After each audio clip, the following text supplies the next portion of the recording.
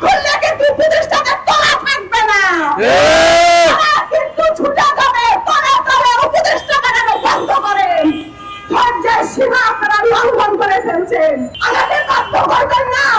আপনারা যে ইসলামবাদী রাজনীতি করেন, আপনারা যে উপদেষ্টা হওয়ার যে নাটক করতেছেন, আমাকে দিয়ে মুখ খুলাবেন না। আপনারা যদি ভেবে থাকেন আওয়ামী লীগের পুনর্বাসন করবেন, আপনারা যদি ভেবে থাকেন শহীদের রক্তের সাথে বেইমানি করবেন, আবু সাঈদের রক্তের সাথে বেইমানি করবেন, আমরা সেটি হতে দিব না।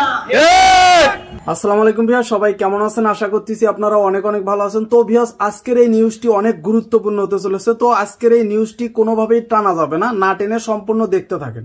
ঠিক আছে, চলেন ভিডিওতে চলে যাই।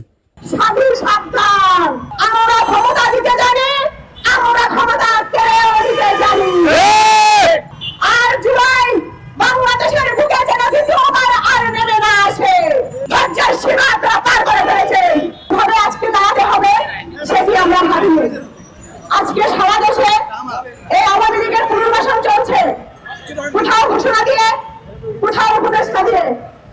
এর জন্য জুলাইতে এই বিপ্লব হয়নি। উপদেষ্টাদেরকে একটি কথা স্পষ্ট করে বলে দিতে চাই, আপনারা শহীদের পরিবারের রক্তের উপরে দাঁড়িয়ে, শহীদদের রক্তের উপরে দাঁড়িয়ে এই ক্ষমতার মসনদে বসে আছেন। আমরা বাঙালি, আমরা বাংলাদেশী, আমরা ক্ষমতা দিতে জানি, আমরা ক্ষমতা কেড়েও দিতে জানি। স্বাধীন সাবধান, আর জুলাই বাংলাদেশের বুকে যেন দ্বিতীয়বার আর নেমে না আসে। আপনারা যা শুরু করেছেন, ধৈর্যের সীমা আপনারা পার করে ফেলেছেন। আপনারা কি ভেবেছেন আপনারা হাসিনার থেকেও বেশি শক্তিশালী?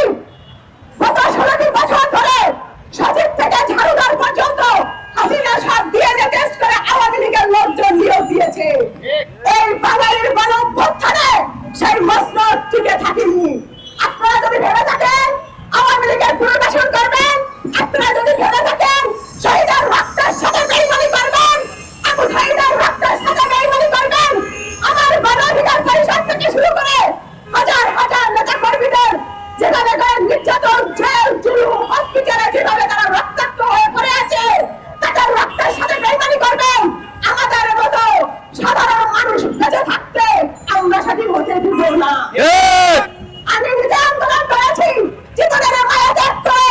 আপনারা যারা এখানে সাংবাদিকরা রয়েছেন, আপনাদের সাথে আমার গণস্বাস্থ্যে দেখা হয়েছিল।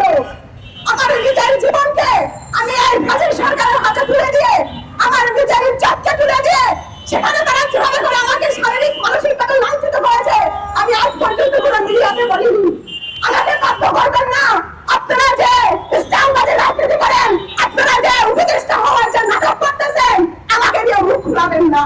আমি মুখ খুললে কিন্তু উপদেষ্টাদের তলা থাকবে না, কিন্তু ছুটে যাবে তলে তলে উপদেষ্টা বানানো বন্ধ করেন। ধৈর্যের সীমা আপনারা লঙ্ঘন করে ফেলছেন। দয়া করে আর ধৈর্যের পরীক্ষা নেবেন না। আপনারা এই 2 মাস পার হয়ে গেল, আপনারা এখন পর্যন্ত উল্লেখযোগ্য কি পরিবর্তন করেছেন?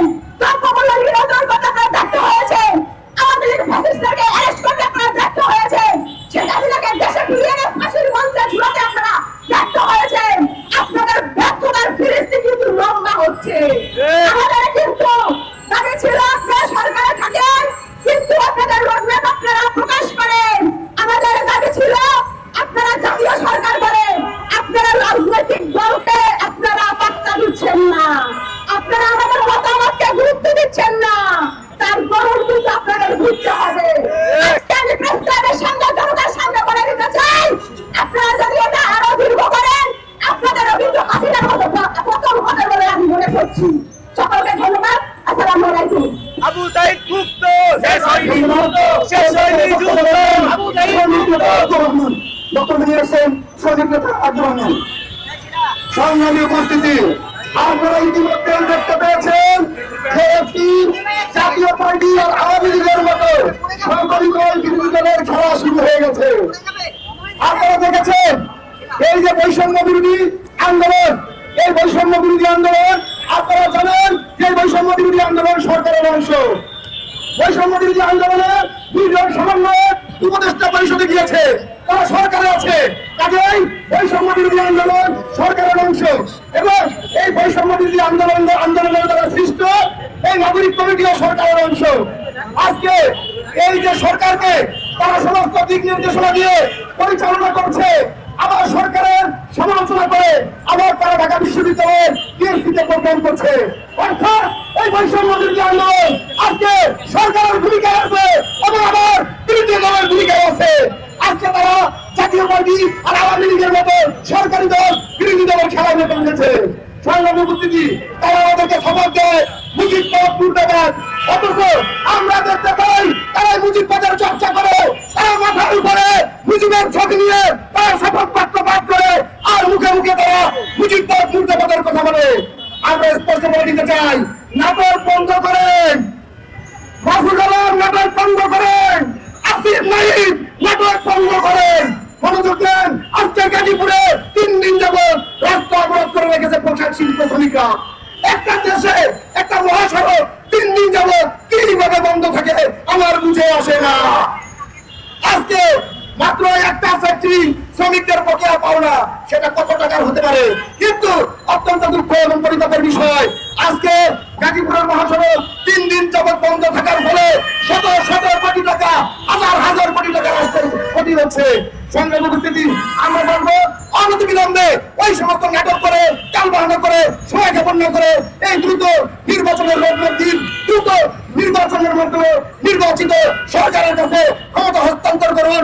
পাশাপাশি উপদেষ্টা পরিষদে যেই গতকালকে উপদেষ্টা নিয়োগ দেওয়া হয়েছে বশির এবং ফারুকি, এদেরকে অনতিবিলম্বে এদেরকে অপসারণ করতে হবে।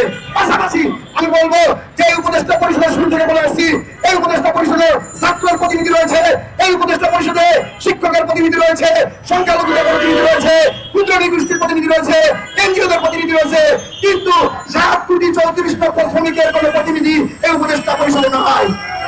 আমি স্পষ্টভাবে বলতে চাই, 7 কোটি 34 লক্ষ শ্রমিকের প্রতিনিধি উপদেষ্টা পরিষদে আপনারা নিয়োগ করেন, অন্যথায় এই উপদেষ্টা পরিষদকে এই বাংলার জনগণ নির্বাচন করবে। সবাইকে ধন্যবাদ।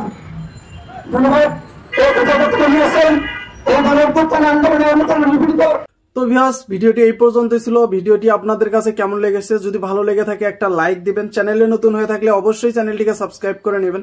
সবাইকে অসংখ্য ধন্যবাদ এতক্ষণ আমাদের সময় দেওয়ার জন্য। পরিশেষে সবাইকে বাই।